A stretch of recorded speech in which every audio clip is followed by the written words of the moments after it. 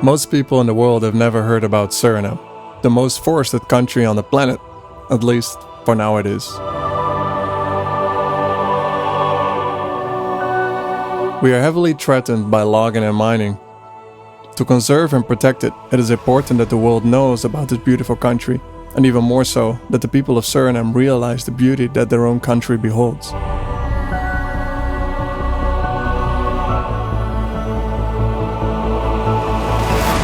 The beauty of the forest is paired with natural biodiversity and a variety of indigenous and maroon communities, but also a very challenging terrain.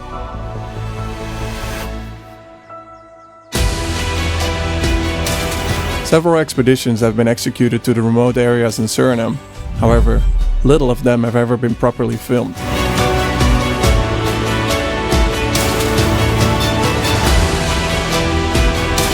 With this particular expedition, we have several goals. The greatest goal is to put Suriname on the map, globally. More people should simply know about this amazing country.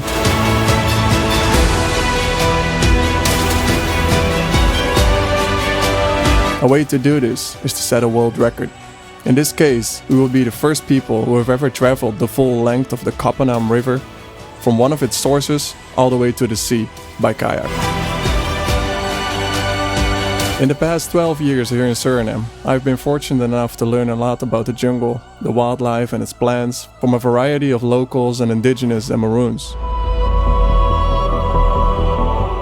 This expedition would be the ultimate test to put this knowledge into practice. Naturally, we have some personal goals to this expedition. Right by the waterfall! As to seek our own physical and mental boundaries. Be offline and connect to nature. And most of all, enjoy the beauty of this pristine rainforest.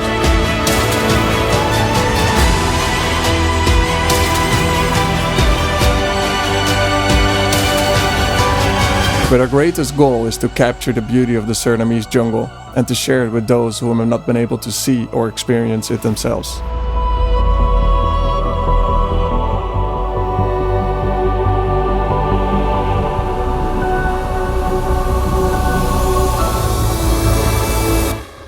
Before we dive in, let me introduce the crew. I am Dick Luck, a wildlife guide and devoted naturalist. I've spent years exploring the rainforest of Suriname, driven by a deep passion for the wild, where I've been learning skills from indigenous and tribal communities. With me is my colleague Matthew Wallace, a fellow wildlife expert. We share a love for nature, adventure, and pushing both physical and mental boundaries.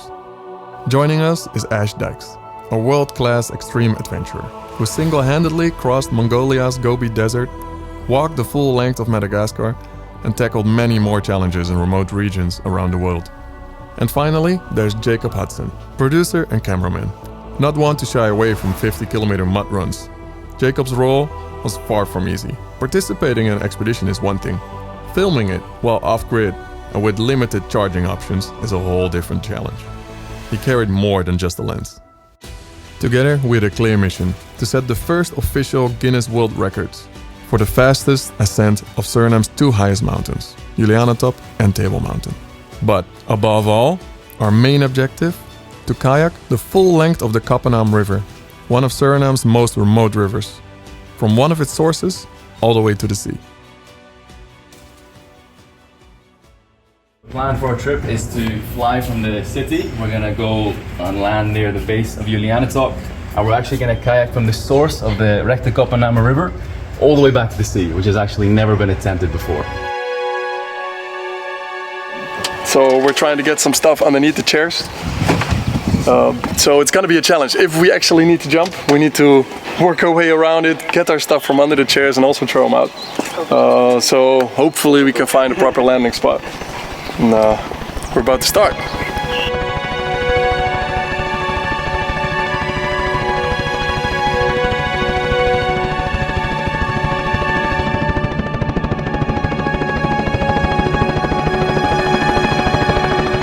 saw the helicopter arriving for Ash, that was like when it really hits you, like, okay, it's happening, we're actually going.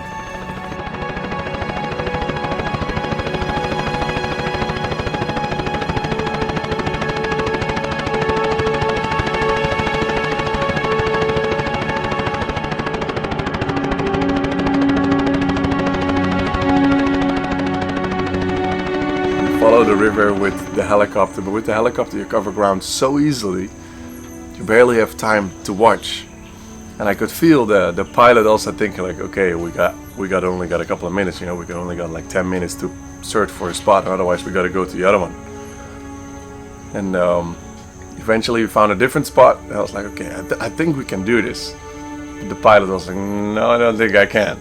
I was like, yeah, but maybe check it out one more time. We looped over it 3 times. He's like, no, I'm not gonna do it. I'm gonna drop you off at the other point.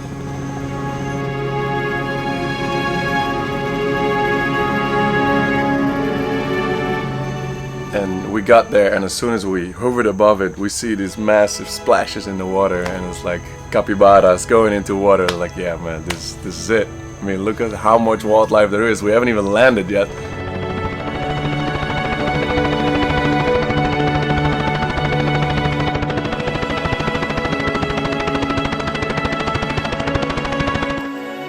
We had arrived, and we were looking around. We're looking at the gear that we already have, and we're looking at the water, and the water's crystal clear here. And we already saw 3 wolffish going around. So I was like, okay, damn, you know, too bad we don't have a fishing bucket yet, because the fishing bucket was gonna come with the next helicopter with Matthew. It's like, okay, but I do have a hand line with a hook. Maybe it's shiny enough for the Ayamada to go after it. So let me just try. So I get the hook in, Ayamada gets it, I get it out. Like, the last helicopter didn't even land yet, and we had our first dinner. So that was great. Yes. With just the hook. Just the fucking hook. We didn't even have bait yet. No. It's a good first meal. It's funny to see that everything is still new. I mean, you got like a new pot, got like a new machete, and in a week or two they'll be black and rusty.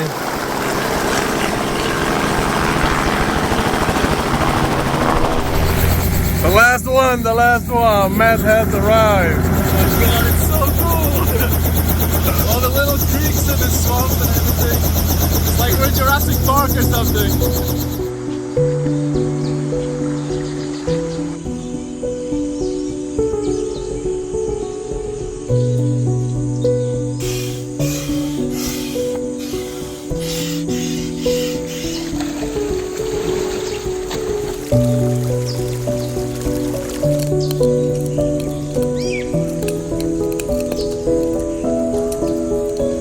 Later that day, we heard this sound like wow, wow, wow. And that's a sound that generally frogs make when they're in distress, when they're either caught, and we experienced that 9 out of 10 times it's a snake usually eating a frog. So we climbed up the bank. It was a pretty steep bank. We climbed the bank like it's gotta be here somewhere. We were looking around, we couldn't find it, and Matthew eventually spotted it like 2 meters above our heads. And it was a keelback snake eating a gladiator tree frog. And it was like the tree frog was bloating up, and you could see the snake trying to get around it, but he was really having some trouble with it.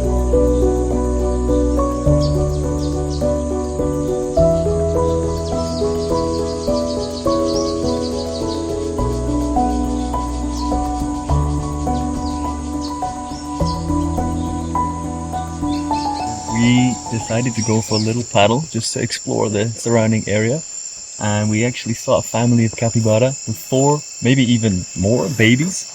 A mystery animal that jumped into the water, maybe a caiman. And then we also had the crimson topaz. This is the biggest hummingbird of Suriname. And now we're all paddling back together to have our fish dinner. So pretty nice little outing.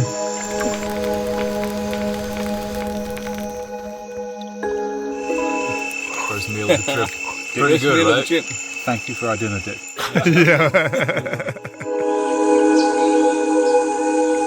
We know some people that have used the same landing spot but it went downstream from there. Nobody went upstream, as far as we know. So this beautiful creek could be completely uncharted.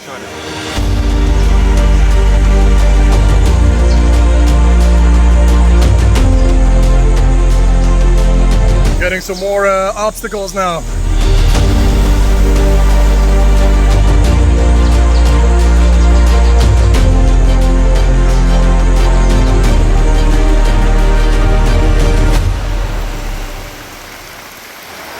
We're not making much progress. Sometimes we can paddle like 20 meters like here, but then it's always another obstacle.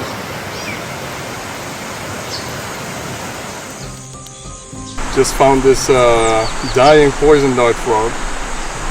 It's super colorful, and there's super many colorations in Suriname, like 24, 25 different morphs. But this is a morph that I'm not aware of. So it could potentially be a new morph within the species.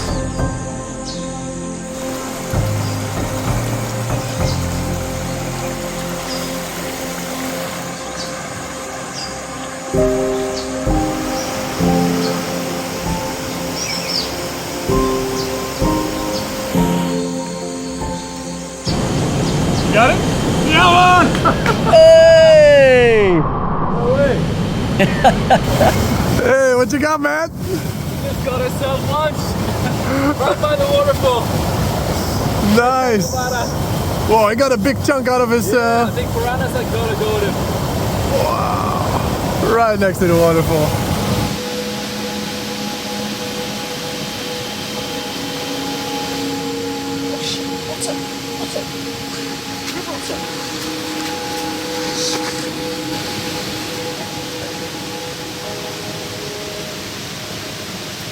What are you talking about?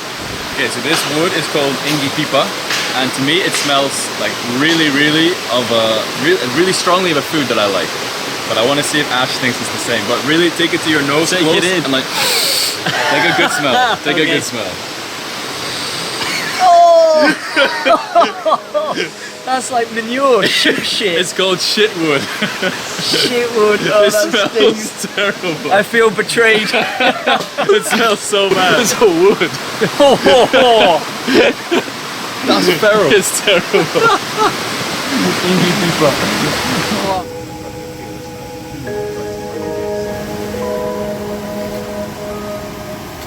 In the beginning I was like, oh, this is fun, I can do a couple rapids. But then after 2 full days of dragging, I'm like, this is crazy. Like, are we really gonna do this all the way to Juliana? I mean, I didn't think it was physically possible. So going upstream or downstream to the rapids is actually alright. But what's the dangerous and challenging part is when there's fallen trees, because the water just goes underneath them. It maintains the same speed, but the trees and the branches, you know, they're becoming a real challenging obstacle.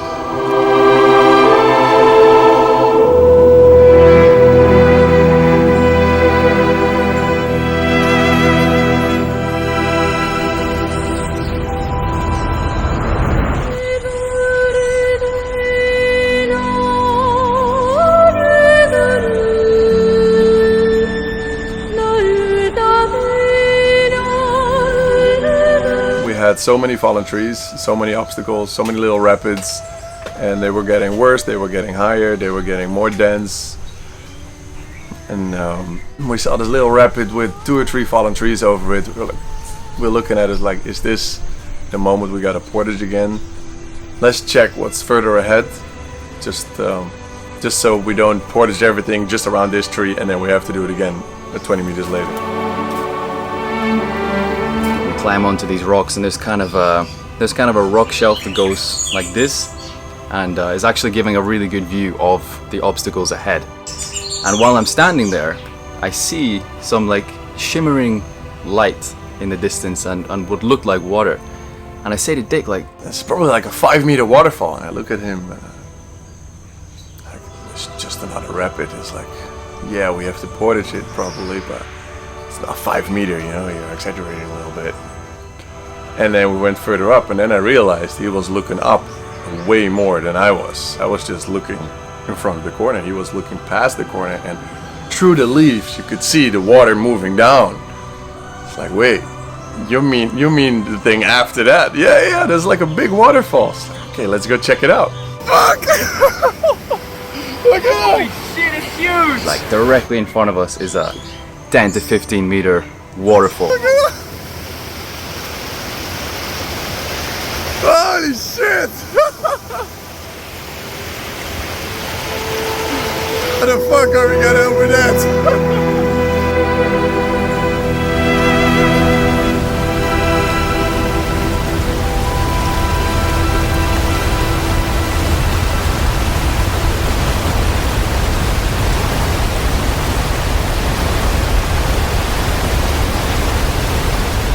We're in two minds, like, wow, it's amazing. And it was like, oh, this is gonna be a real bad one to portage our stuff up.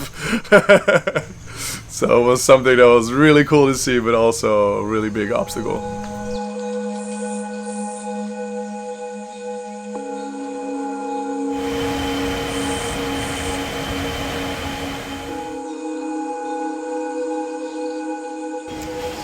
What to bring and what not to bring. So much stuff, but you don't want to carry everything. So we're packing all the kayaks up and then store them somewhere alongside the river where hopefully not any animal can get it. And then we'll hike up the mountain. That's how we store all the gear. This dry season, in the rainy season or the beginning of the rainy season, it would be really tricky because all the water that comes from the mountains comes at once. So you got like the water coming up in no time with meters. So if this is the regular level and if we get a big ass rain shower, that stuff is gone. But I'm praying for the dry season.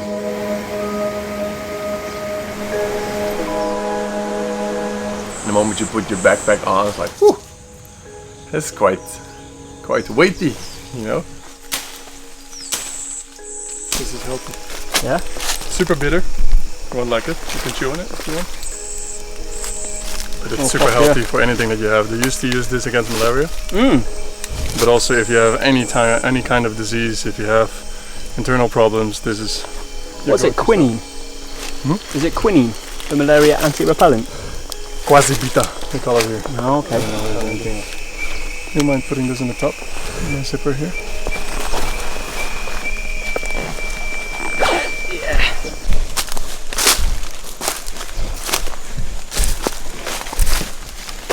Alright, boys. Alright. So we're near at the top of one of them anyway. Top of probably many mountains. We're on the top of one that doesn't even have a name. Yeah. It's not even worthy of a name.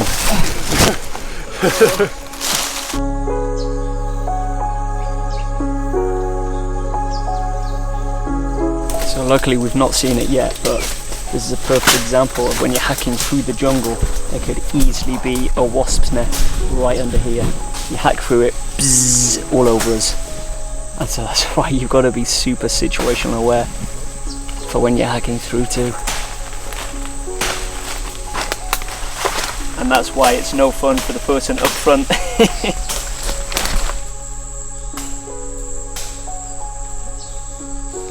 And not long after that, we discovered that there's barely any fish above the waterfall.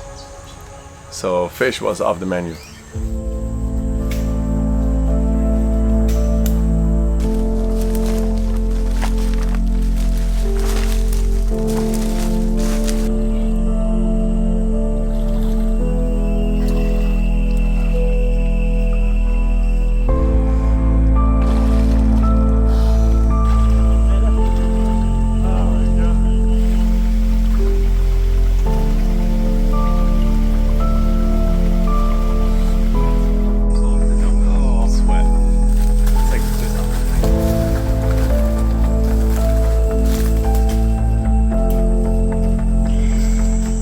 We are officially dead after walking all day, cutting our trail over 2 hills. But we found the Coppename River back again, which is a lot smaller. So it means we're getting really close to the source. Problem is, it's all viney forest over here and not a lot of big trees. So it's a challenge to find a place for hammocks. But I think I found one. I just need to clear it of these vines. How awesome is this? There was just this Brazilian wandering spider in my toiletry bag. Which is drop for drop the most venomous spider on the planet.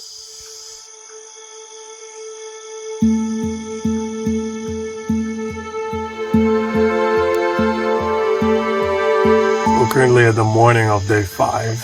It's about 6:30. Light just start coming up. It's definitely one of the heavier days that we have. Basically every day we have the feeling that it's gonna be the heaviest day possible. But this day is heavy mentally too, because you know, you wake up.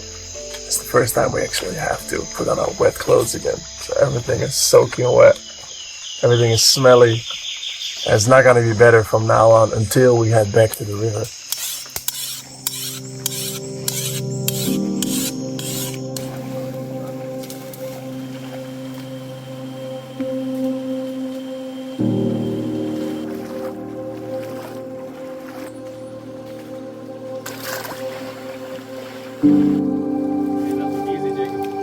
We've been following the river for quite a bit now. And looks like the mountain is right here. So this is where the climb starts. We're gonna have a 5-minute break. And then we're gonna go up.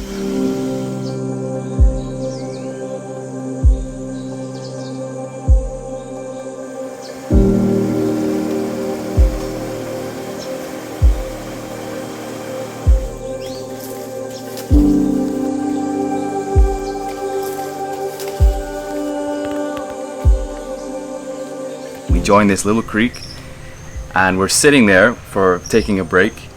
I believe Dick was to my left, Ash was ahead, and Jacob was directly in front of me.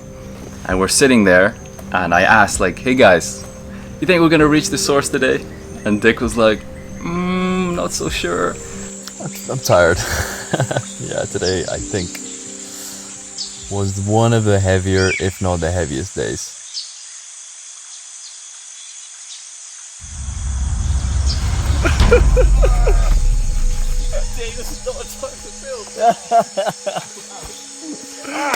This is a perfect time to film.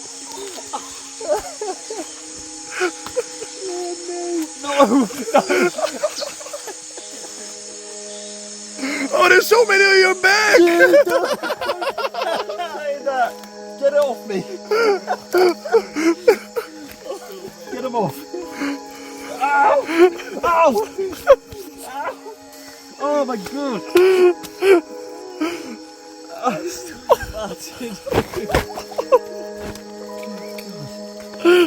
the fucking legs are so getting nailed.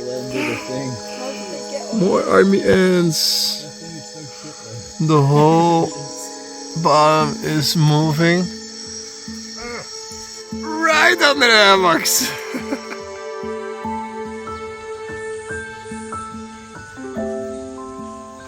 Morning. How do you do? Start your day off well, right? A little bit of music. Yeah, well, Oh, it's so hard to get out of bed. It's so dry and warm, comfortable, and not itchy. We have to make a move.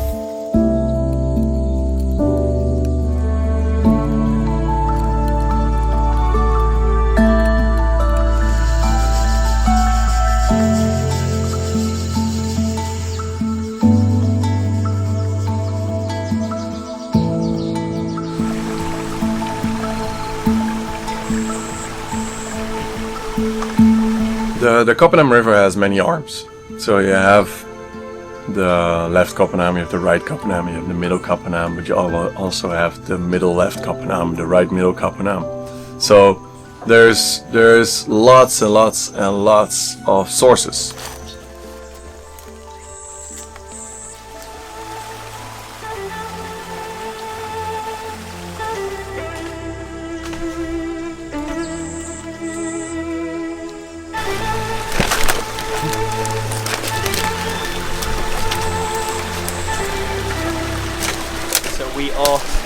We're tracing it We're tracing it. We are following the Coppename River upstream. This is it in its infancy. We are so close.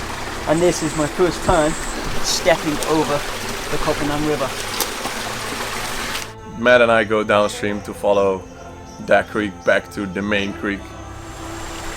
Appears that it is the main creek. So we were basically sitting in one of the little side arms of the main creek. So that means we just had to go down a couple of meters, follow a different arm that was just slightly bigger than the one we were sitting in, following that one up.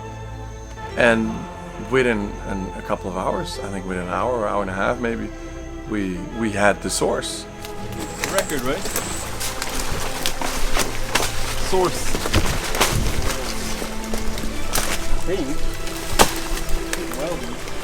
You go. Here, right? It is exactly here. Look at this. This is nice. Is it this? No, there's no water up here anymore. Don't hear, don't see anything.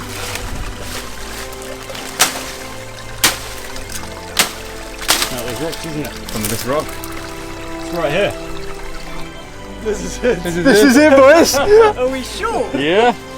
Gotta be, man. Oh There's nothing over there. shit! Woo! Let's go. Yeah, man. Yes, mate. Yeah, man, nice. Dick, awesome work, buddy. The source of the Coppename River. Right Here, boys. After 6 days of traveling, and it was horrible, parts of it were horrible, super challenging, we finally managed to get to the source of the Coppename River. The Coppename River is one of the most remote rivers in Suriname and can barely comprehend the size of it when it's all the way up to the sea. Because here it's only so small, you can actually step over it, and in a couple of weeks we were gonna be needing to have boats to get over it, you know? It's so big that it is. It's so cool to actually be up here and start this real expedition now.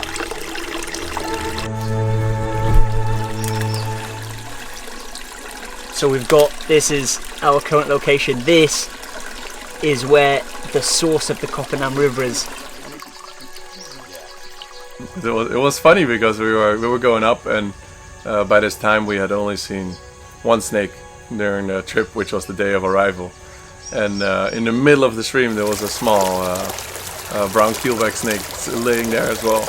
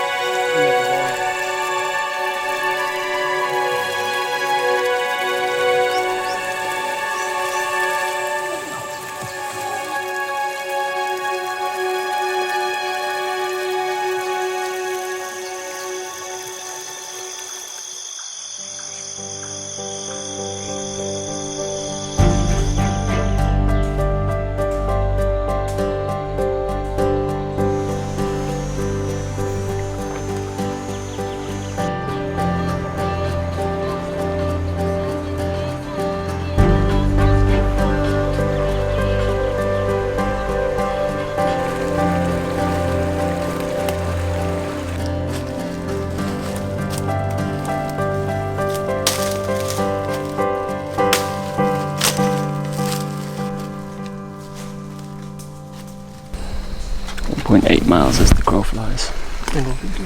We're walking and hacking. So we're a lot longer than that. Up and down.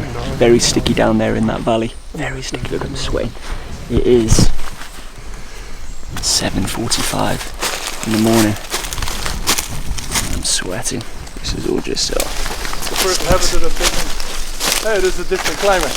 Yeah. It's on top of a ridge. You feel the breeze coming over. More montane. Yeah, man. yeah, that breeze is so good. The breeze is amazing. Now it's super important to mark the trees, guys, because Yeah, it's pretty open. It's the easiest to get lost. I mean, it is. Yeah, it's tempting to just keep going, then you're like, shit, Yeah. didn't make any marks.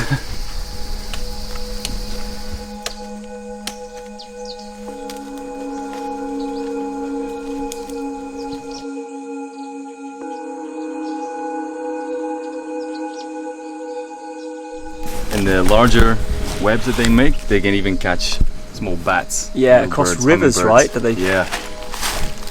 Huge webs. listen to that as it falls. Boom. This is a small one. And the males are tiny. They have sexual dimorphism. That means the difference between the male and the female is a lot. And the males, they are so tiny, they actually parasitize on the body of the female. So sometimes you have to critically look like, is there a male on the belly? What? That's crazy. Do they eat it after they've had sexy time? Sometimes. Like the black widow. Yeah, a lot of spiders do. So we've just made it onto the ridge here. Very steep climb. But now we're just going to try to follow this ridge around and hope that it takes us straight to and up to the top of Julianatop. Double marketing. Yeah, it is. Yeah.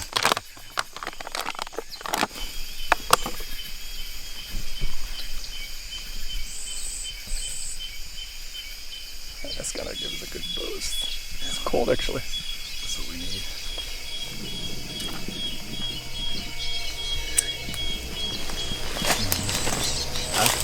No, heck you, mate.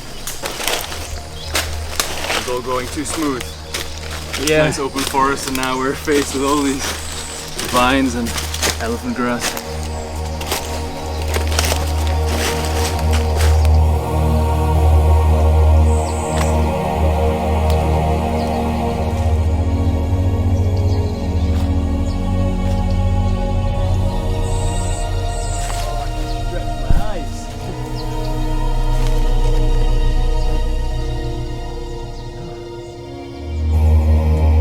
We should be on the trail, like literally the GPS said we should be on the trail. So I'm looking around, but there's a lot of dense vegetation, and the dense vegetation usually grows back very fast.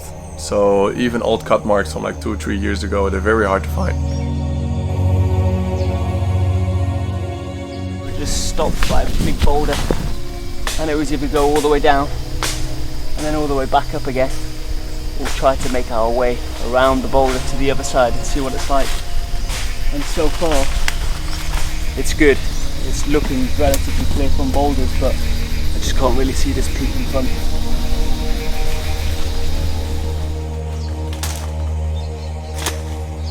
Got one on my tip, and then one on my back of my knee. They're big and painful, man. How big? Like this. Jesus. And one was stuck in my backpack. How big? How big were they? Hmm? How big? I didn't Like this.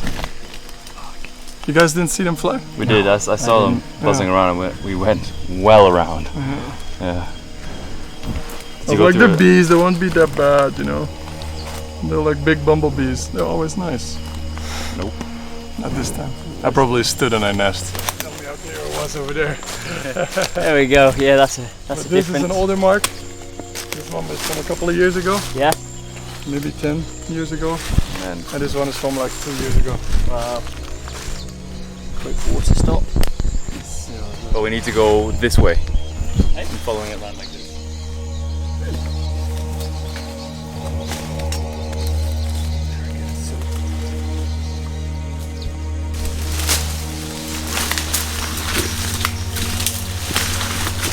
No sign. Maybe we just go our own way. We got to. I thought I saw cut marks, but it's either a Tamandua climbing up a tree or jaguar marks. Really? So I think we have two choices basically. If we have to make our own trail, I think to go there and back before dark is not gonna happen. So potentially we have to walk back the whole way in the dark, which is a little sketchy, or we just have to like stay on the mountain until sunrise, until the next morning with what we have. Yeah. Which I think is the more sensible option. I mean, it's gonna be shitty, probably we're not gonna sleep and we're gonna be cold and hungry, but it's better than getting lost, coming back in the dark, I think. And we've already come this far. I think everybody agrees we're not going back, right? No, fuck that. So first thing is we're gonna go to the mountain, see what time we get there, Yeah. see how much energy we have, see how far we can get back. Or at some point we're like, man, we lost all the cut marks, we don't know where we are. We're gonna stay put, wait until morning, and then continue. Food-wise, we have the energy bars. Yeah. And that's it, right? And we have the coffee. Yeah. We have water, so we should ration that. The only thing was, yeah, it's dumb. I should have taken a lighter or something. At least we could have made a fire. It's a little warm, but we just lay next to each other on the ground. Spooning, guys. Yeah. Anybody brought a lighter? After that, the elephant grass started. Elephant grass is something, it's thin, it's dense, it's very hard to get through. And we took turns by then just to get through the elephant grass, make our way up.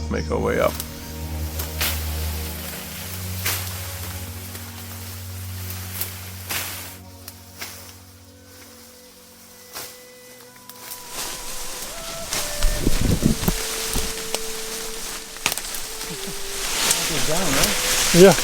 Hey, I think this is it. is this it? This is the summit. It's the highest. Hey, what a place! Shit, man. Yes. Oh, we made it, man. Oh, fucking hell. Julianatop.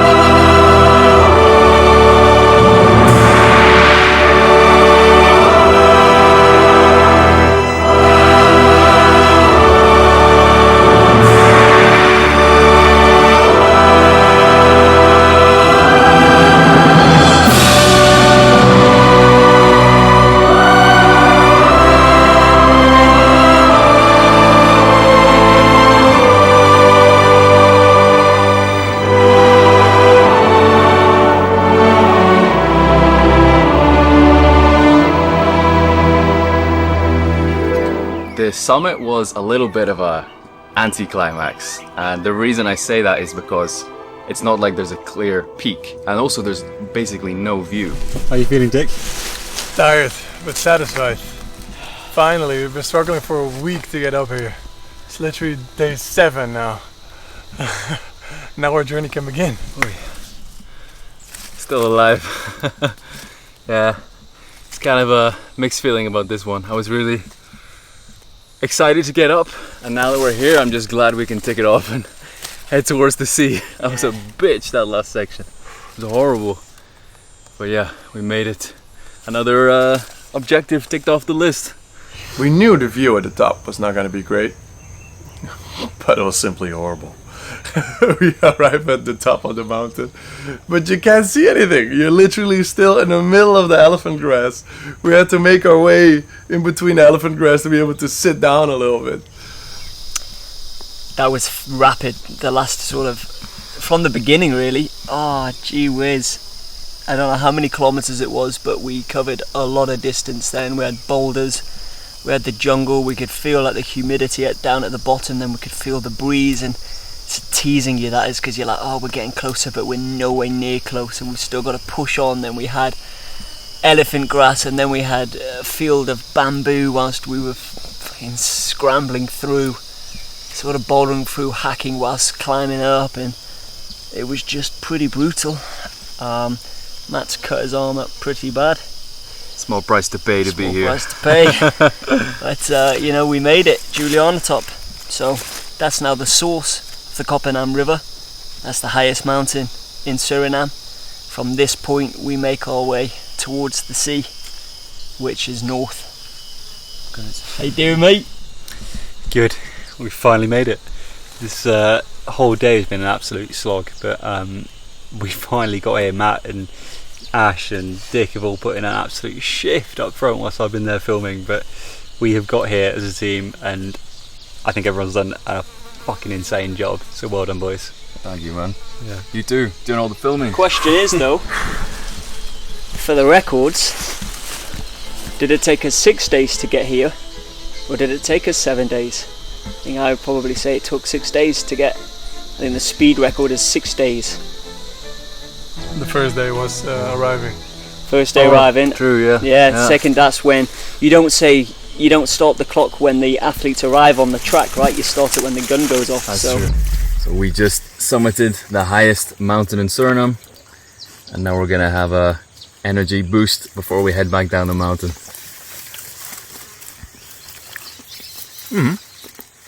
That's good, man. Right. We knew we were not gonna be arriving back in daylight. It was gonna be very, very long descend down in darkness. We just summited Julianatop and now on our way back. Problem is, we summited it at 4 o'clock and we started 7 in the morning. So it's gonna take a while for us to get back. After a very long, intensive day with more than 16 hours of hiking on challenging terrain, we are all extremely tired. Ash's feet are full of chafing and are starting to give up. And yet, this is the start of our expedition towards the sea.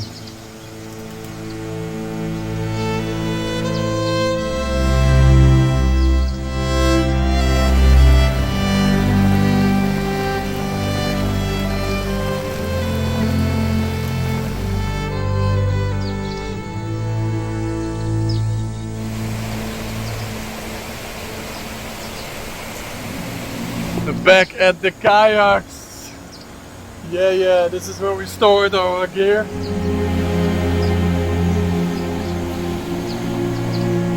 Bye bye, Matt. Oh, I need to follow you. Oh no.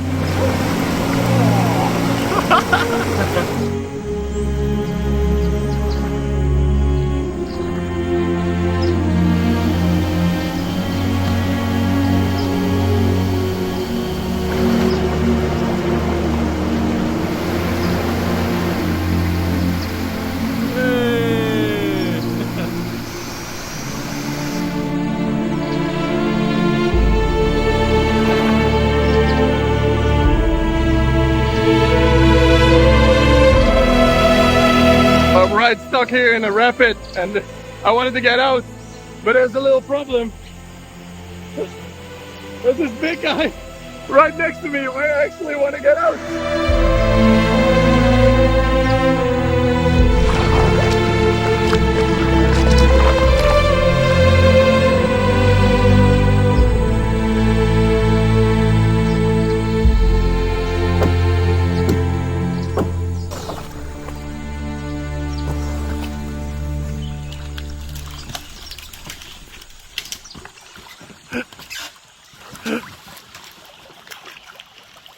This is a perfect camp spot. It's like someone's been here before.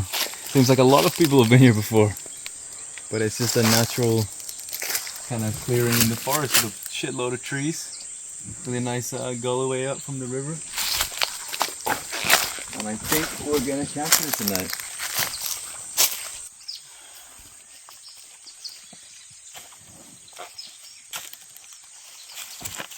So that was the first.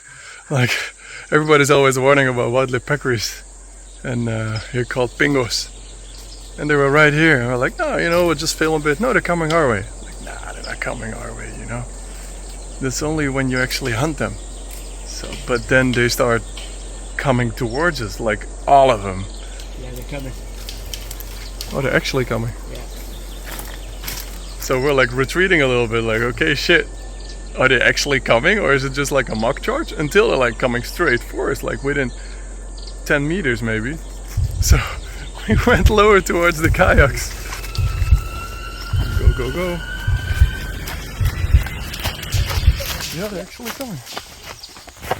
Into the boats. And I was like, shit, they might actually calm down. We have to get into the kayaks.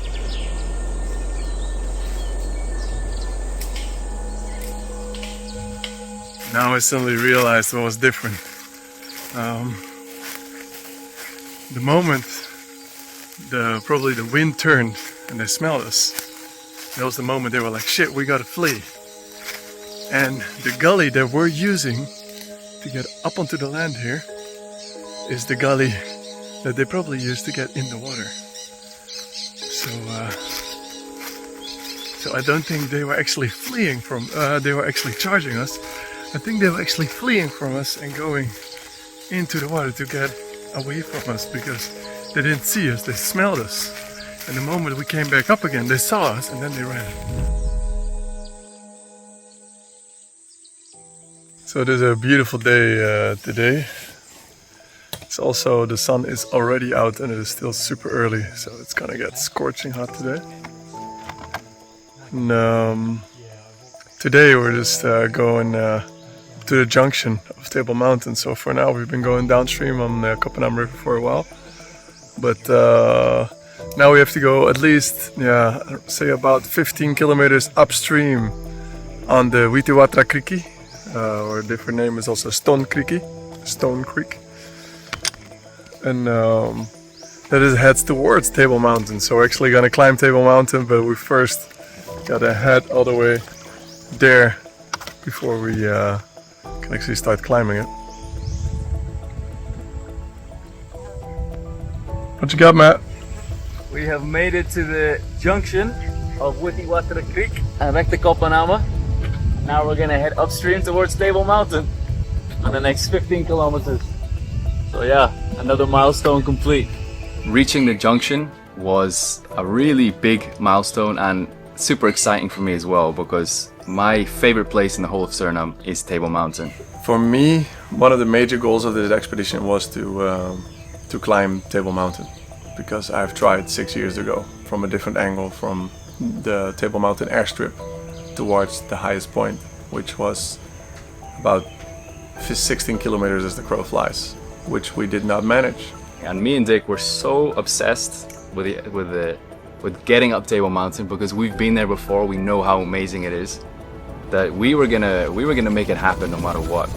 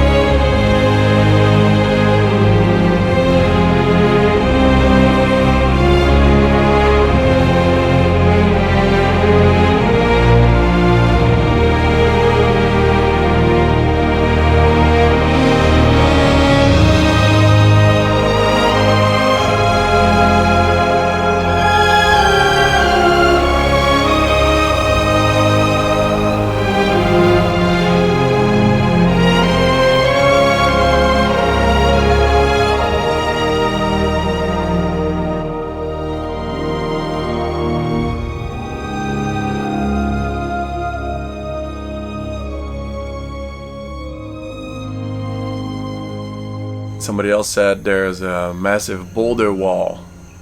So a wall of big boulders on the river where you will not be able to pass.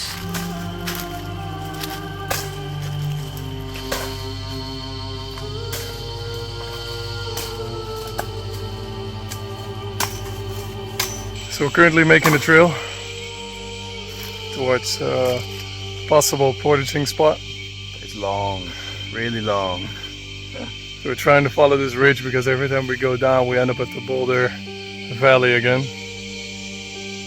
So we still don't know if we're gonna use this trail to portage our stuff or actually just go from here towards the mountain.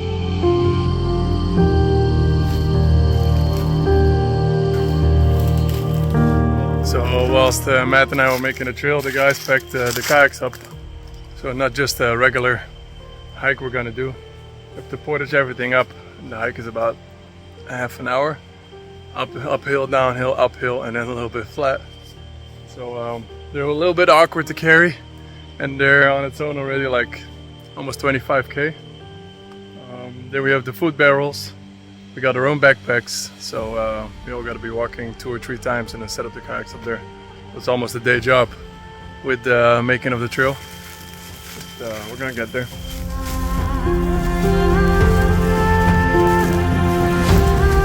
Second round, backpack and food barrel. Wish me luck.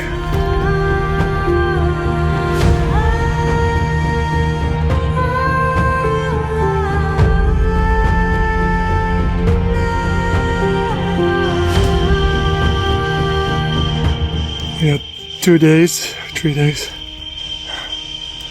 Arm and chest and core workout. And this is a hell of a leg day.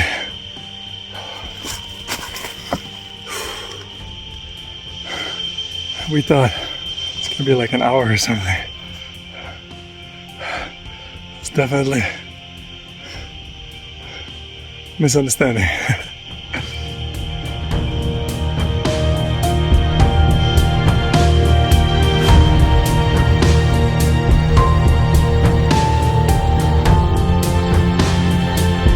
One thing is for sure, this bucket is not gonna go back full. We're gonna eat as much as we can on Table Mountain.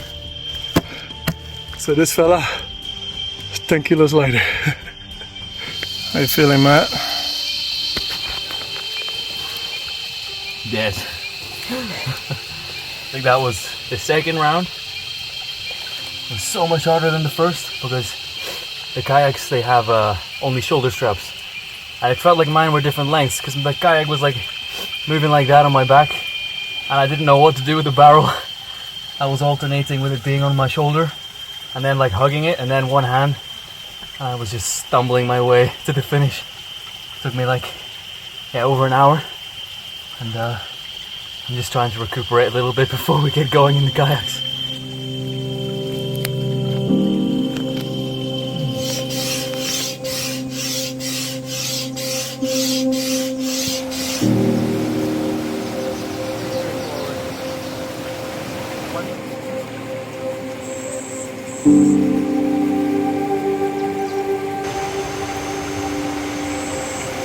So we got over the first rapid, and there's a couple of more small ones which we're getting over right now. But the cool thing is we can see that the forest is actually changing here. The forest is getting a lot lower, it becomes more like savanna habitat, which is also the case on top of Table Mountain.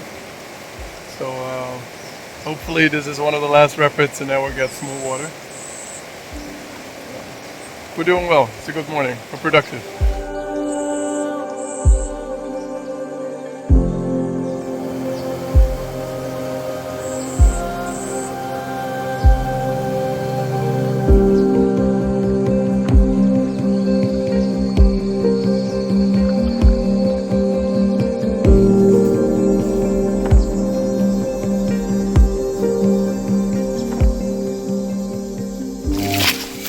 This is potentially where we start to walk.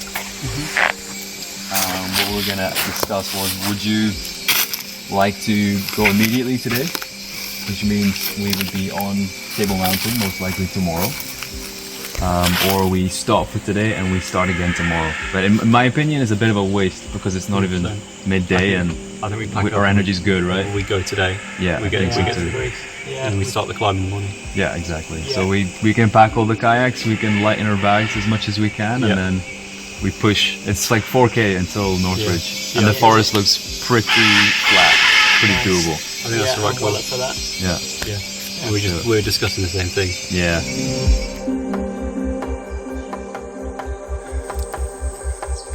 We have just arrived in camp number 16. So we abandoned the kayaks today in order to get to Northridge, the only accessible place of Table Mountain to get up.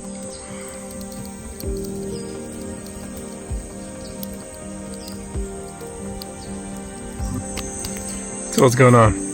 It was going so well. What started out as a little, I actually thought it was just a pimple from my watch rubbing, because normally I wear my watch on the right. It was like a little bump. And then yesterday it looked like it had stuff inside, so I was like super clean. I got a needle, I cleaned it with the flame, I put it inside, and I was squeezing as hard as I could. Nothing came out. And now this morning I think that irritated it, because now it's all red and I feel it like pulsing in my arm. So I'm back on antibiotics again. It's like a tradition of mine on expeditions to get infections. But I hope it's gonna be stopping early, because it's kind of hard to machete and also to paddle. So yeah, we'll see.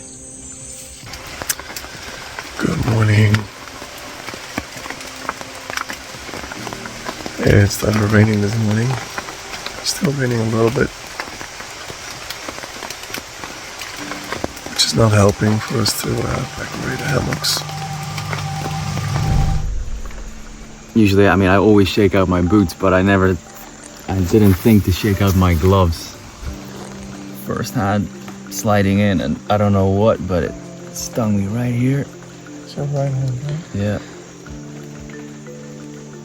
It's the worst. That is the worst sting I've ever had. Like easily 2 to 3 times as bad as a bullet ant. But I really want to know what it is.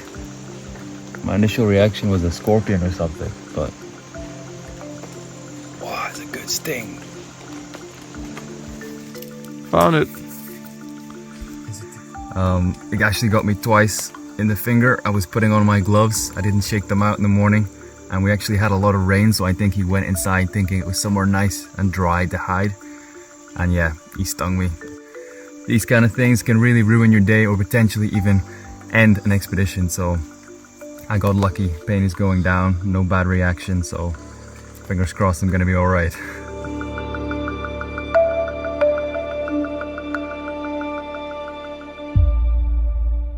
This side quest is gonna take too much energy of us, and this is not possible. Which was an interesting moment, because it was at one point emotional, and the other point it was like, oh, we're finally having this. We're finally having a moment that we're not all on the same page, and then we have to figure something out, and somebody finally gets emotional, which is crazy after so much time of physical and mental challenges. What are we feeling, guys? Yeah. Good. It's a good feeling knowing that we might get to base camp today, and that helps. Yeah, and that's what's keeping me going most. Yeah. The hope. Yeah, and the paracetamol. It's definitely keeping me going. But knowing what's at the top makes me really excited. This is like our last big push, or at least for a while, until we can recover a little bit. So yeah, I'm really excited. Let's get up, get to base, wake up tomorrow to the view on top of Table Mountain. That's what I'm motivated by. I feel like a wreck today. I'm like running on the reserves of reserves of reserves. But I'm running. I mean, the whole thing about this expedition was to find our physical, mental boundaries, right? So I think we're getting there. I woke up the next day like 2 You filming in case I choke?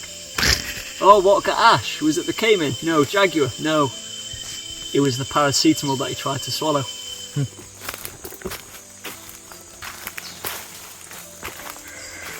Yeah, we've made it to the top of Table Mountain, and we already found our old tracks, which have some flagging tape.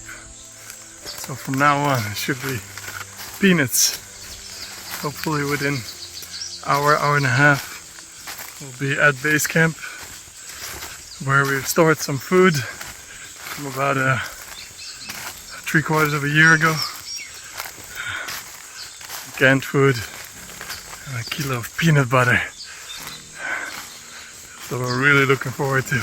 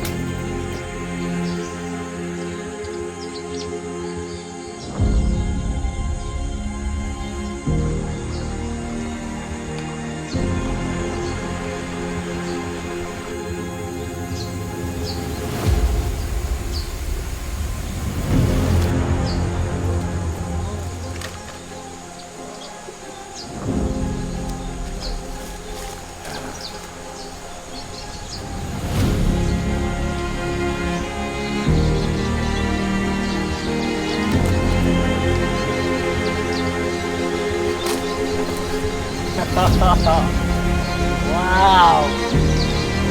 Woo! God! We're on top of the mountain, man! Woo! Look at that view!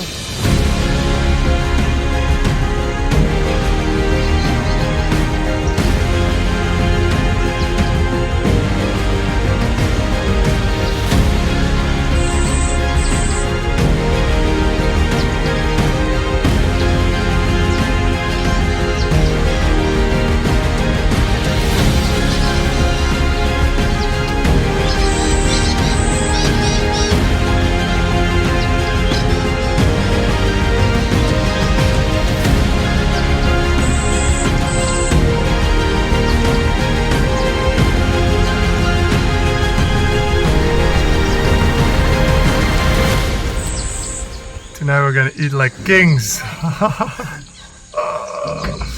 my god, peanut butter. Where's the peanut butter? Oh, sardines! Yeah. Never thought this little house would be so welcome to us. Oh, one star collapsed. Yeah, you see? The other side is good. And we're just arriving here and I can smell the peccaries. Bingos are close to camp. Luckily they didn't eat our food. We'll quickly check out the sunset at the helipad.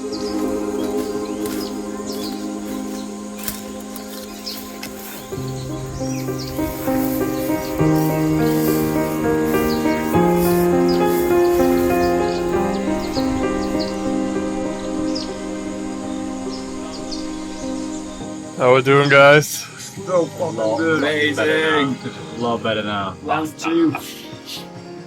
Second round of pasta. Oh my god.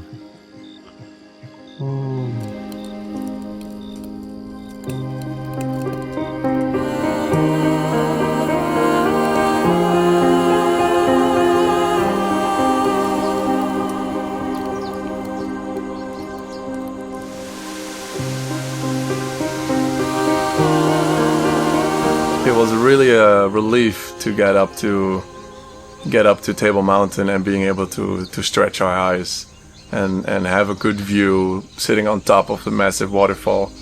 And Table Mountain for me is truly one of the most beautiful places on the planet.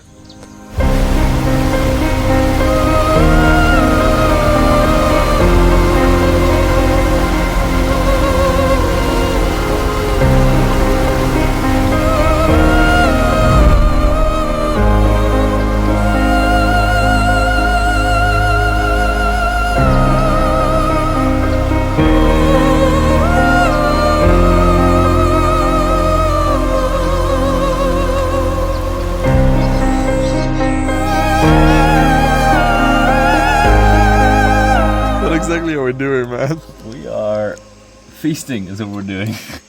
We're sharing out 1 kilo of peanut butter on Table Mountain.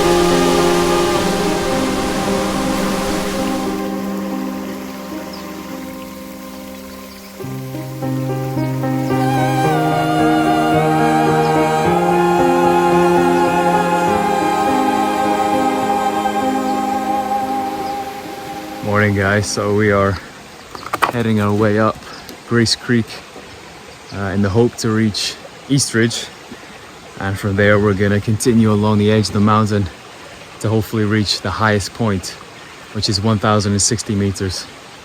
But yeah, hopefully the jungle allows, because if it's anything like yesterday, it's gonna be another hell of a day. And we have a pretty decent amount of distance to cover, so fingers crossed the jungle is kind and we can reach the summit today.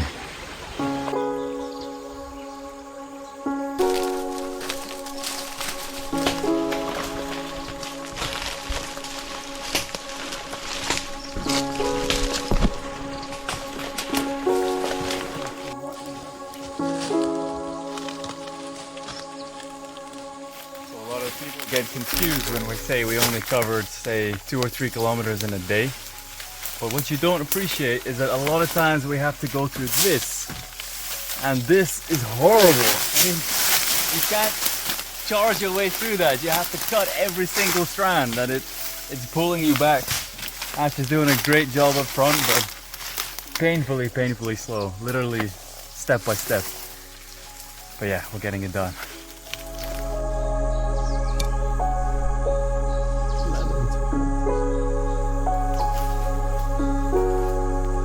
See the clouds up there, the wind? Yeah, it's strong.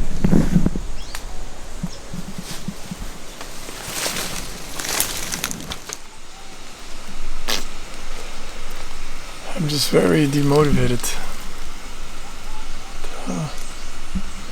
It's challenging to keep up. My energy is very low. And, every time we think we have another 100 meters, we're like, this is botanical map. Anytime the forest should start. Anytime, and every time it's nothing. We just get beat down, sit down, and we're like, fuck. Just feel our energy going down. I thought I knew what impenetrable forest meant. But it's almost like I would have preferred if we got stuck yesterday. The fact that like we got so close. I mean, we're less than 200 meters elevation gain from the top. Yeah. Less than 3 kilometers as the crow flies. Yeah.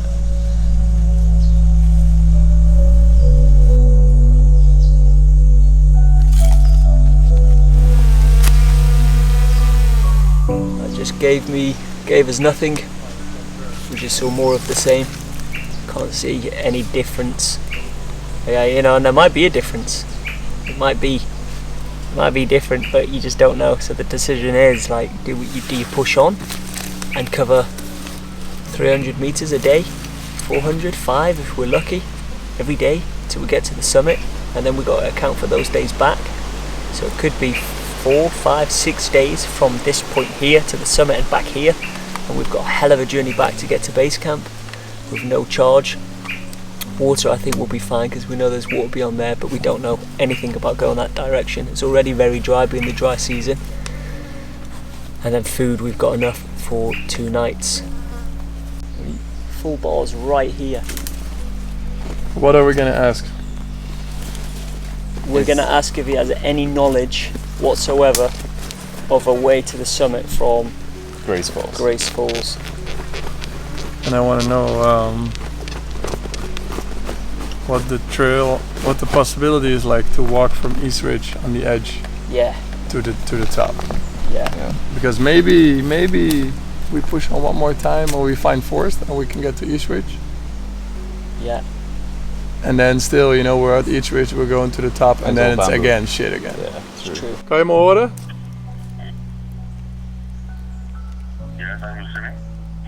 Met Dick spreek je.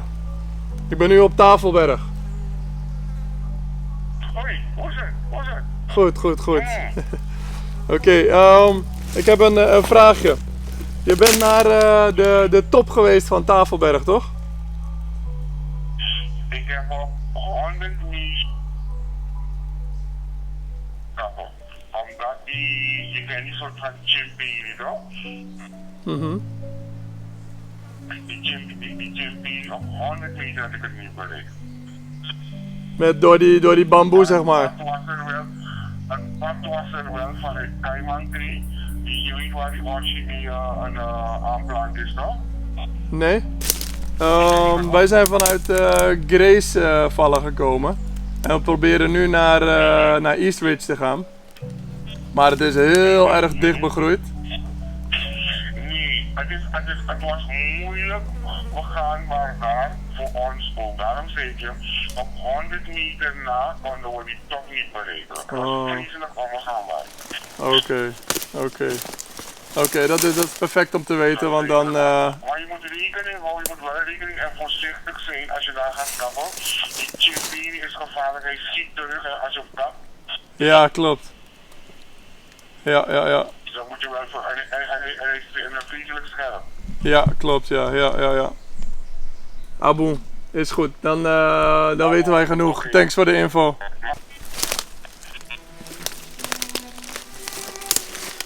he say? Is that the wrong way? No. He said I never made the top. The last 100 meters was too hard. Oh, Really? whoa. Oh, wow. Well, too hard because of the vegetation? Yeah. Sounds like it's just gonna get worse and Worse and worse. Yeah. Yeah. It's like we got almost there, but just the last bit was so horrible. And back in the day, the university had a research spot on that site. Oh wow. With So it would have actually been better back then. yeah, they had there was a tiger orchid field, Wow. and from there on they went on East Ridge towards the top. But it's virtually impossible to reach the top. Well, that was a good last resort to calling. But does that mean has people ever been to the top? Because now I have a double feeling. I'm like, on the one hand, I'm like, okay, now I feel less bad that we didn't make it, but at the same time, it's like 100 meters we can do. We could be the first people to be up there. Yeah. Yeah. But again, it comes back to our situation. Are we willing to not eat for a few more days? I don't think we can do it. Well, I think that confirms our fears and kind of tells us what we gotta do. I think so. I think that phone call, he's just kind of potentially saved us as well, in a way that we, in my mind, the summit, it maybe starts opening out. The last 100 meters, you know, we said before, didn't we, the last 100 meters we might be able to get like a good drone shot, could be open, a view not at the summit but before the summit, whereas he's just said that's the worst point. But I know what you mean, it's one of those, it's we could be the first to get there. It's like an added motivation now, almost. Yeah, but I do know it'd probably be a week from now, Yeah, I think so. and we just don't have charge. Yeah, I mean, if we can't capture it, you know, is it worth going through all that suffering if we can't share it? If we run out of power? Don't think so, right? For us, the thing was, for me personally, like I failed to climb the mountain 6 years ago, and we now fucking climbed the mountain. Yeah, man, exactly. And what you're saying too, it's a fucking tabletop mountain, man. We're on the top. Yeah, I know. It's flat. Yeah, it's true. Yeah. It's flat. Yeah. Flat enough. We did Yeah. make it. We made it to the top, but we didn't make it to the rock on top. Yeah, basically. The cherry on the cake. Yeah. We didn't climb the cherry. Yeah. And don't forget, we are in relatively uncharted terrain right now. Like, you've got the map, but that was from 1940s, and there's no real update since. That's pretty cool, but crazy as well. Yeah. But the main objective, source to see, and the highest mountain, and we've done the source, we've done the highest mountain, we've done Tabletop Mountain. She beat us up trying to get to the summit, but we'll accept it. We push on now towards the sea. And also what you said, like physical and mental boundaries, you know, that's something we want to do this expedition for as well, to find those boundaries. Yeah. I feel like I'm getting there. For me, mentally, I'm getting there. I think if we did this for another day, I think that's me done. Yeah. And then you gotta get back. Yeah, then you gotta get back. Yeah. So yeah, definitely worthwhile experience. I'm glad we had to suffer these days, and for sure we can go back feeling proud of ourselves. Yeah, absolutely. Get a good meal in our system. Enjoy August for a few more hours, Yeah, and then we'll get back to the kayaks. and then get back to the real mission. Now the thing is how we're gonna get back.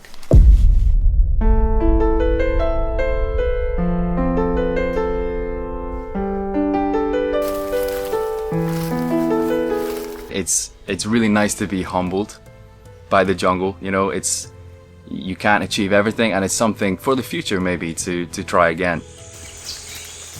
A majestical place where we have been before, but only by helicopter and only on the lower slopes.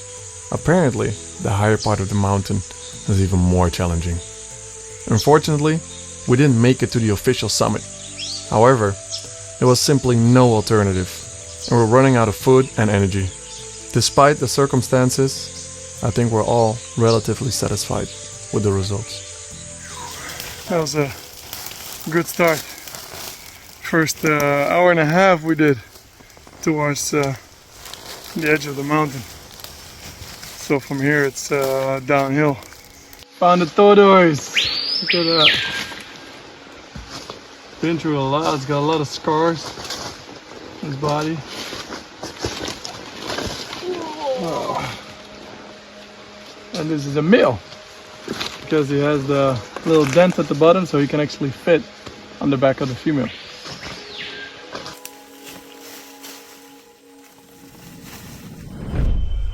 There's no energy in my muscles.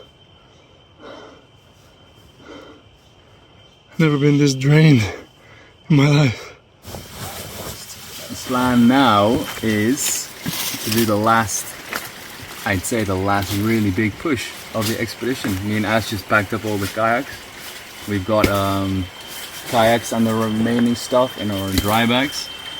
They do have straps, they're not great, but they're going to be better than carrying the kayaks because they really move around on your back a lot.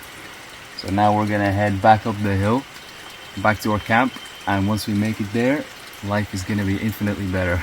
And then we're going to catch a lot of fish, have a good dinner, enjoy a tea, listen to some music, and then we are basically plain sailing all the way back to the sea. Ascending the 2 highest mountains of Suriname is one thing. But now going down, we have several more weeks to go to reach our final goal, the sea. So it's lunchtime. We're taking a break from the heat of the day, and we're about to make a fire. And right here, got this beautiful Jaguar track right on the sandbank next to our fire spot. Good size track too. Now we have this little waterfall to go down, and on the way up it was kind of a bit of a obstacle, but obviously now we're going downriver, we can just cruise down and we don't even have to take the gear out the kayaks. That's the benefit of going downstream. We were actually able to cover good ground, and on top of that we were able to get proper food in our stomachs. We were able to get some ayumaras again, get peacock basses, piranhas, stingrays, get proper meals in our bodies, and yeah, I think honestly gain some weight again.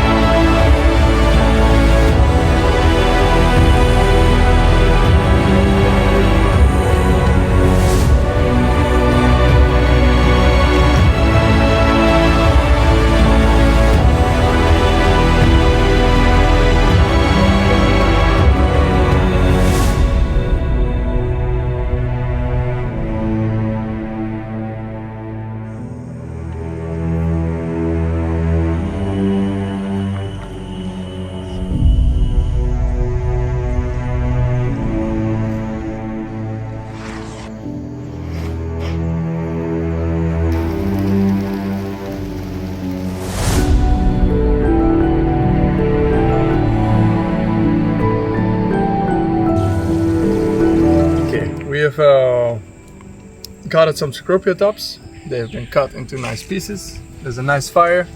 I put a pan with oil on there. And we have some herbs over here. We have some honey and we have some cranberries. So that's what we're gonna do today. Today we're gonna teach you one of our jungle recipes. It is fried Cecropia tops. Cecropia is a tree that we have around here, and sometimes we pluck the tops of it. This is actually a recipe, well, not the whole recipe, but a part of it that I learned from the spider monkeys in Suriname. So whilst I was observing them for almost 2 years, I discovered that anything that they can eat, we can eat. And they were eating these Cecropia tops. So I decided I'm gonna do something inventive with it. And now, during our expedition, this is one of our standard meals, and it's amazing. I had just had a call, an interview with a local Surinamese newspaper, that we are back on track. We're making distances. And I just hung up the phone, and not even 5 minutes after that. So we've just had a bit of a nightmare, a big nightmare. One of the boats has just blown. We just heard big deflating because it's been out in the sun and it's just expanded. There is a bit of a niggle in the front, so we hope that it might just be the stitching and not the inner tube. Hilarious where in terms of, I was on the phone getting the flights changed. And my dad was like, confirm? And I was like, confirm. And then I just heard, so I said, hang fire and shut down the beacon system. So he's probably on the phone like, what is going on? So I need to make a call shortly once we know what the problem is, because if it's a big problem, then it jeopardizes the expedition. But if it's fixable, then we're alright. But we don't know yet. You want to open up the valve in the back? Yeah. Not to stick in the back. I deflated it. A lot? A little bit? As much as I normally would. Like I don't go so much that I have to repump it. Yeah. But I just did. Because it was in the sun. Yeah. It's got to be a factory set thing, right? Also, Michel said you heard it explode, but it was the bottom, the old bottom that didn't have an overpressure valve. I hope it wasn't a stupid mistake on my part. I always let a little bit of air out before we leave the kayaks. So from memory, I've seen kayaks in the sun a lot longer than that, but yeah, hopefully we can repair it. Otherwise, it's gonna be a bit of a challenge. Yeah, it's in the bubble. So and in the sieve itself, or what's it called? The seam, the seam, yeah. Glad we brought the spare one. Yeah, man. Matt has been carrying a spare tube, and this is a big thing, which is fucking heavy and bulky. So let's just hope we can put the new one in, pack this one away, and we're done. Yeah, we see. It was a little nerve-wracking for me now being in a kayak that had already exploded, and I'm thinking like at any point it could happen again.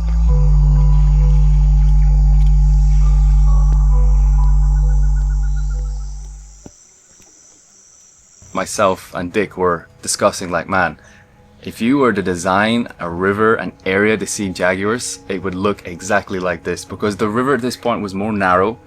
There was a lot of high banks and a lot of sandbanks where the capybaras graze. That was pretty cool, guys. We actually just stopped on a sandbank to have a little snack, take a bit of a breather, and there were fresh jaguar tracks running side by side with capybara. So maybe last night or even earlier this morning, there was a jaguar hunting this group of capybara. So they are definitely in the area. Just a matter of time, hopefully. Fingers crossed. Guys, we're out here on the river, and I've just heard a jaguar roaring directly opposite me, like maybe we can get to see this jag. Me and Dick, the whole expedition, have been trying to develop these hand gestures so we can communicate what animals we see without actually saying anything. So like, for example, this was going to be our jaguar sign. Of course, in the moment, that all goes out the window. So I'm just like, jaguar, jaguar, jaguar. And the guys are like, where do you see it? I'm like, right there, right in the bank, right in front.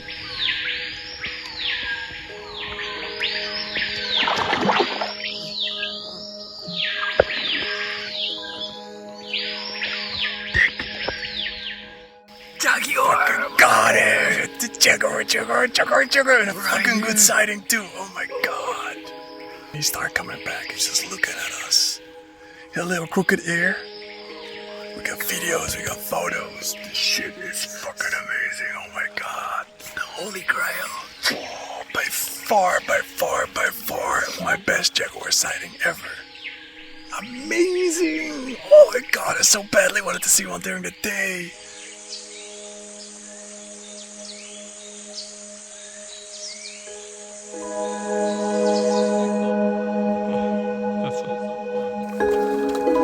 Yes. So a lot of people think piranhas are small, and we have a different kind of piranha here. We have the black piranha.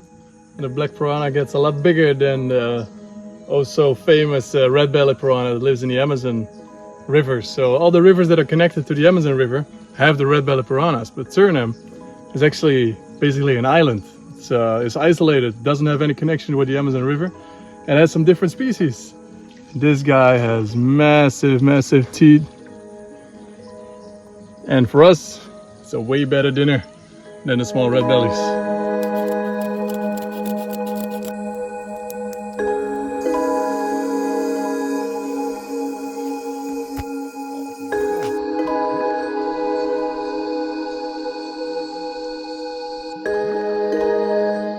We have been following the source of the rechter Coppename for quite some weeks now, almost 4 weeks.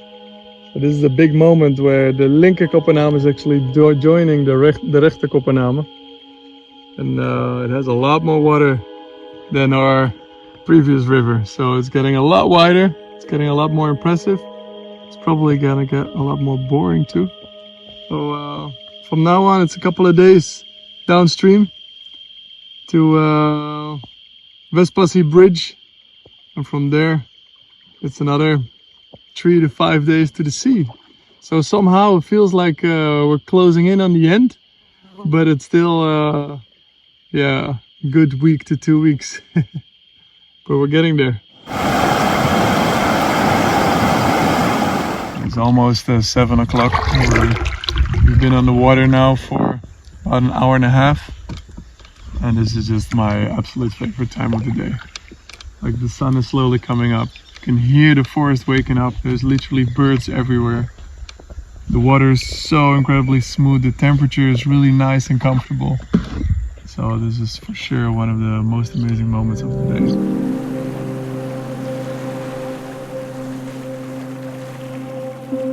Peacock bass, look at that.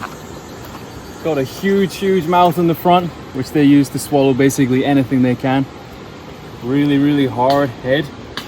And usually they like to sit in these slow moving pockets by rapids, which is exactly what this one was doing. So he's gonna be our lunch now. Look at that fish.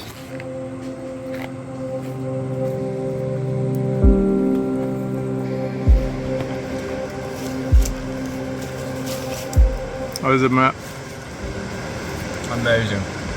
First peacock bass I've had in like over 6 months, and it's my favorite fish, so I'm very happy. You did it justice, Dick. Thanks a lot.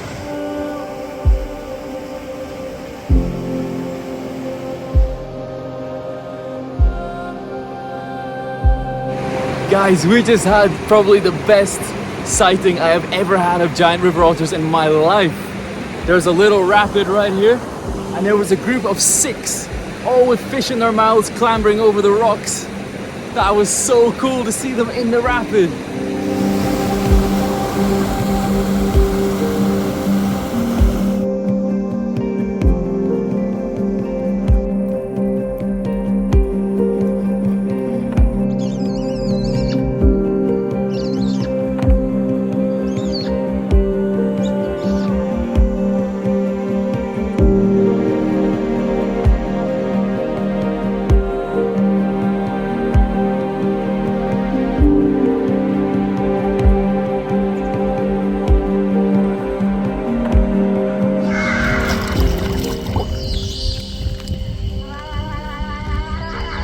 Otters are really not happy with us. They're coming straight our way.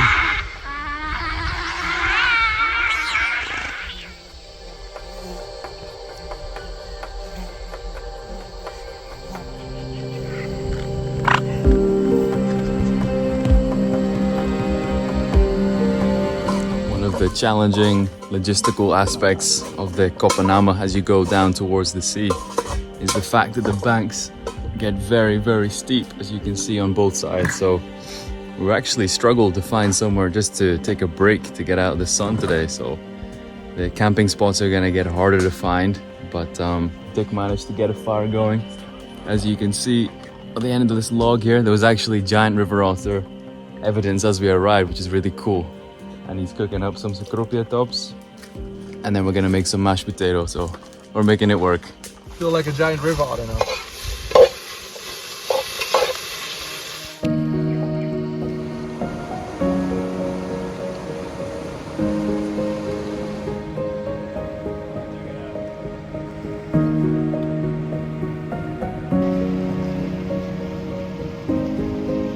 It's super cool that we can now have signs. We found signs of the indigenous people sharpening their tools from like thousands and thousands of years ago. Even though the first bit towards Julianatop also had a lot of rocks, it was a very inhospitable area, very hard to access by boat. After that, it was followed by a part of the Coppename River that was very muddy. So very high banks, hard to make camps, and no rocks, so there was no signs from indigenous people there. And here it's super cool, you can see they've been busy here, you know, there's so many different gullies that they've used. And funny enough, they're always at the most amazing spots. If you go down a river somewhere, you see the perfect camping spot, you see the perfect rock alongside the river. Most of the times, you'll see this. So this is super, super cool.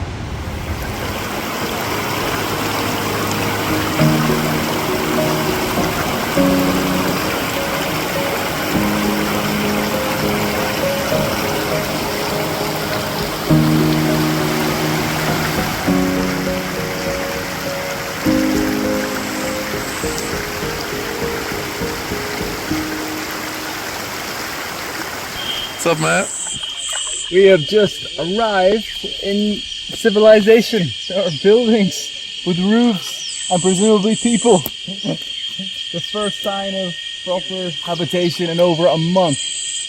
Welcome in civilization, guys.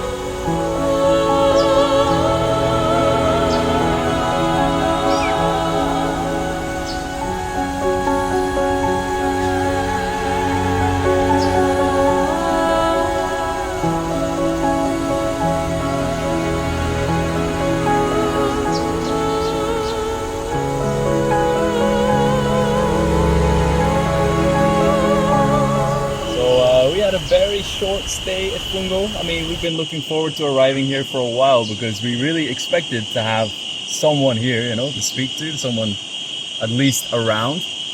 The whole place is deserted, not a single person here. So we made some soup and now we're going to continue our journey. But in a way, I mean, it's just extending the amount of days we're going to go without seeing another person. So who knows, maybe we make it all the way to Vagrron and that's where we see the first person. Or maybe someone on the river. But yeah, a little bit of a underwhelming moment. So we're gonna move on and we're gonna head towards our chocolate paste and peanut butter. This is the one you went down, Matt, yeah?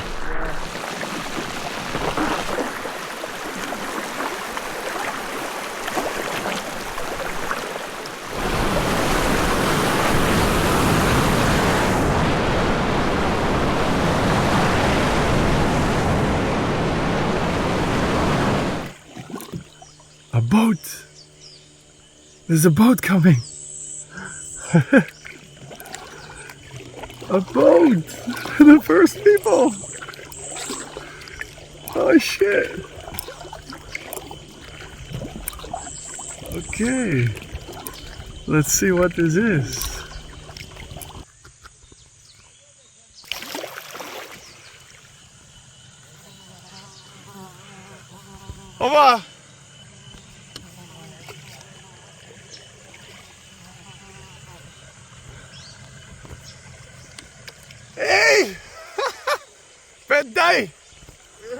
So, lekker binnen zie je. Hey, Vaga. Hey. Ja, man. How was it to meet the first person, Matt? Weirdly normal. I thought I would have lost all my social skills as I became a jungle man, but feels like the other day since we left the city. Seems so normal. I think because we spend so much time in the jungle, I mean, maybe we're just kind of used to it now. But yeah, kind of normal. Just feels like we're kayaking down casually on the river. Doesn't feel like we've been going for 33 days.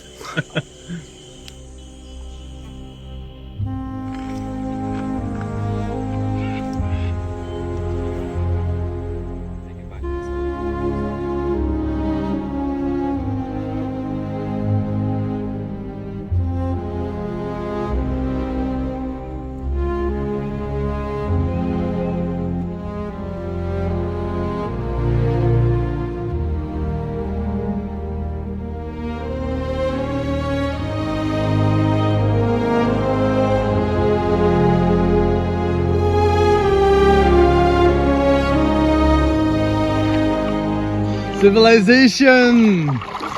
Here we are at the bridge at Vagrron, crossing Vespassi. There's a massive milestone. It's the first place where people live. I've actually been passing milestone, but we didn't see anybody there.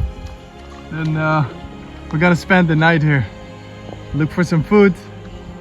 It's been a massive milestone because also we've been looking at this bridge for the last hour.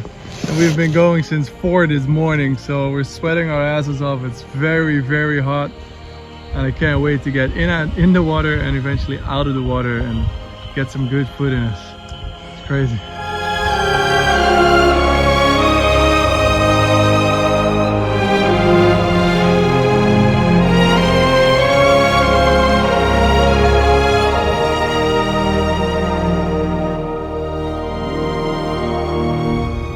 This is the first place that we've really encountered people. We saw a few people on boats, but it was just very brief interactions. But these were the first people that really appreciated where we had been and for how long. We have just arrived at Vagrron, and these legends gave us some cola. Thank you, buddy. Thanks, Andrew. Cold Coke. Over. You cannot imagine what that's gonna be after 34 days in the jungle without anything that is cold. Oh my god. I'm gonna be grateful for that guy for the rest of my days. Cheers, boys! Woo! Yes. There's roti coming. No way! Roti, my favorite fucking meal. Vagrron. This was a true milestone of the expedition. First time when we see people and actually have social interactions. Receive food, snacks, cold drinks, and even my dog joining us on the rest of the expedition. Oh guys, I am not gonna lie, I don't know if I can paddle right now. Oh, whoa, me too, man. It feels like I need to shit, fart, burp, and puke first before I can move again. Holy shit. Just 25 If we had...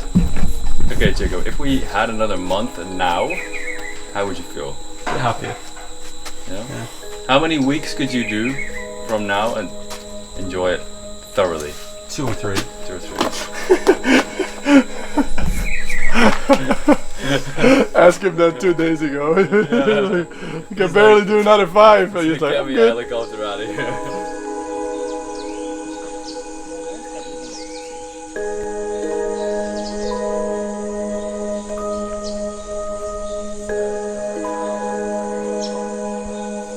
This is what my Scottish genetics are used to, not the sun. This is where I thrive. In the rain, in the wind. In the beginning, I'm looking at Dick like, this is cool, we're going through a thunderstorm.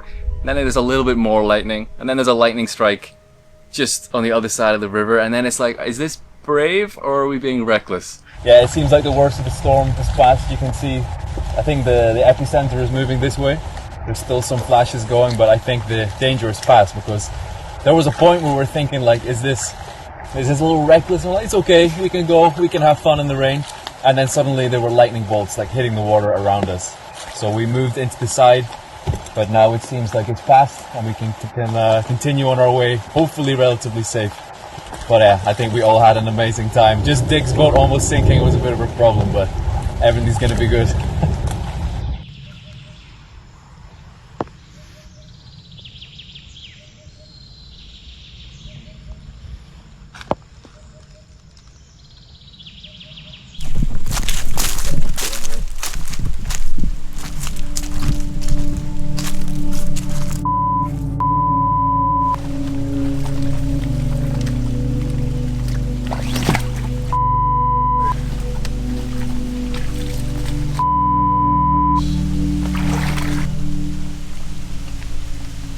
Yeah, now. What do we do now? So we have literally just had the worst possible nightmare happen. To any kayakers on any expedition, what is the worst thing that can possibly happen? It's a kayak exploding. And today, on day 36, one full day and one morning before finishing, the kayak exploded. They were out here in the sun. We had a fantastic day yesterday, absolutely smashed it.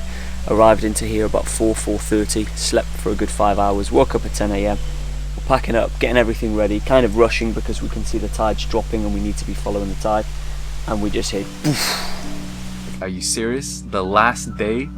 Is it really? Can this really happen? And that was a moment where we were all just standing there like, shit.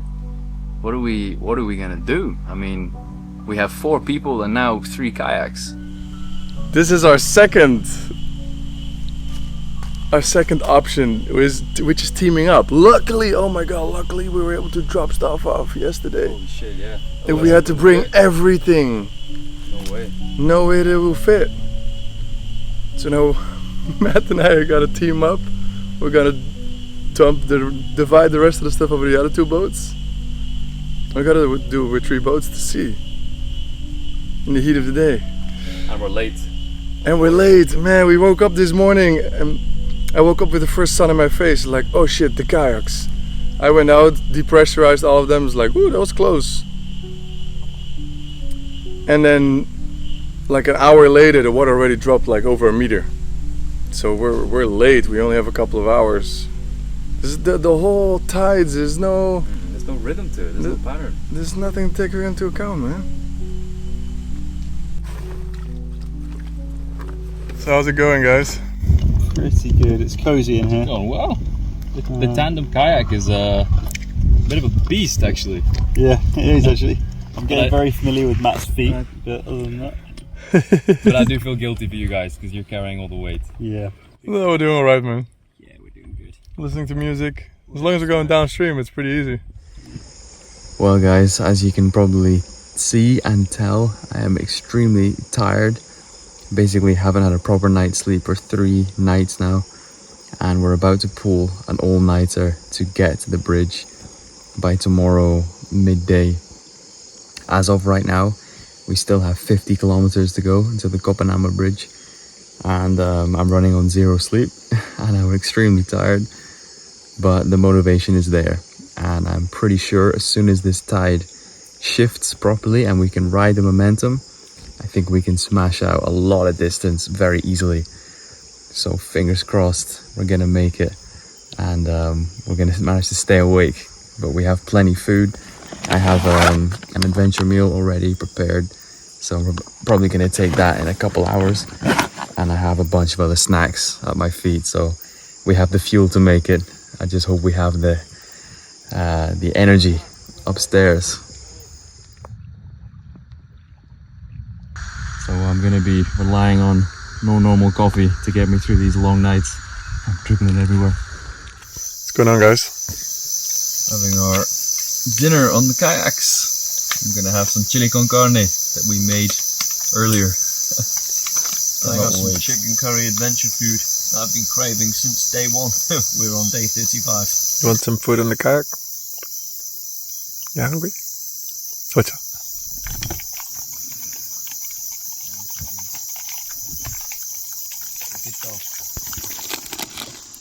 This is what it takes to set world record, guys. Surviving. I look a bit fat, don't I? Normally finding a slender tree boa would not be particularly big highlight, but for me personally this is super cool because it's the first snake that I've held in my hand in over a month, and for me that's a pretty shocking thing to say.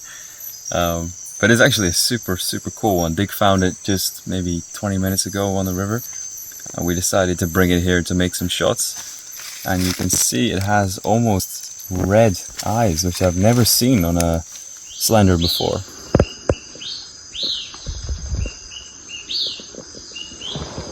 Good morning.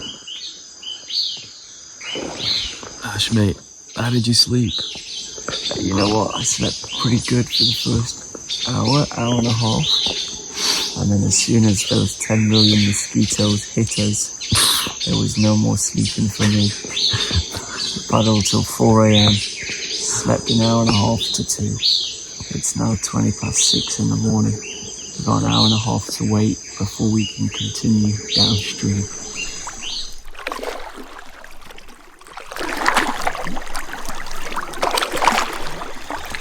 It is now almost 11. Been paddling for almost 2 hours. Making good progress. However, we are dead tired, like all of us are in full-on zombie modus paddling. And yesterday also zombie modus, but then at some point you overcome it. So we're hoping for that to come, but if it's not coming, it's gonna be a hell of a long night. Paddling, falling asleep, being off course, back to paddling. It is the morning of, hopefully, probably our last day. I have a little cut on my finger that I've been having for like 2 weeks or something. But it's getting infected.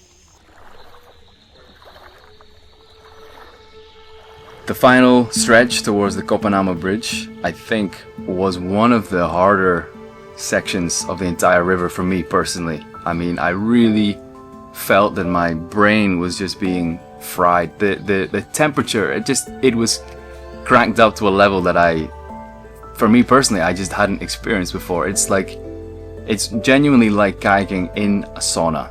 Well, after 37 days, we have arrived at the Coppename Bridge. And from this point, it's just another 10 kilometers into the sea. Now we're really close to the bridge. The last 10 to 15 minutes. Just made it in time before the tide. The other guys are still well away, so hopefully it'll be quickly after us. The tide is still going down, so that's good.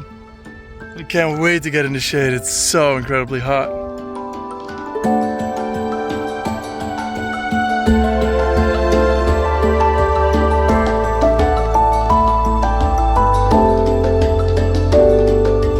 Ooh, shade, finally shade. But now we need to figure a way to actually get out.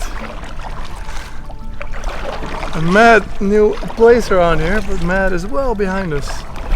So I think we're gonna wait it out at least a little bit in the shade here to cool off, because the sun is horrendous.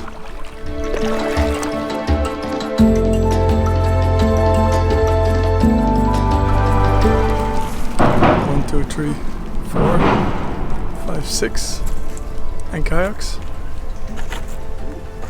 Challenge. And gear.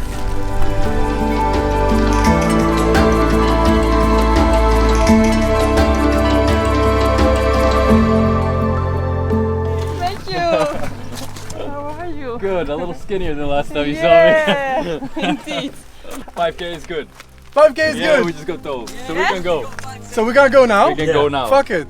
Let's do it. Yeah, man, it's still going down. Let's finish this shit. A world first record and first people to kayak source to sea of the Coppename River here in the beautiful Suriname. Let's go! We can use this. We can finish this now. And now all of a sudden, right in front of us is the ocean. Feels so real now. Oh man, this is it. This is what all the dreaming, all the planning, all the preparation was all about. We've got a final 5 kilometers and we're there. We have set our record. This is it. We've had 5 or 6 hours sleep in the last 48 hours. I've been suffering quite bad, been quite unwell. We've lost the kayak. We've not left the kayaks for the past 36 hours. But we're within touching distance of the finish line, so we're almost there. It's a surreal thing to be thinking about, and I think we're all going to be so ecstatic when this is wrapped up. What a journey it has been. What a journey. Let's go!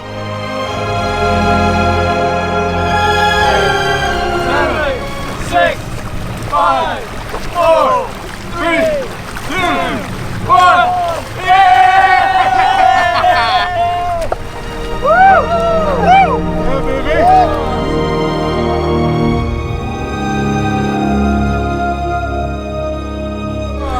The sea! Congratulations! You did it, guys! Boy.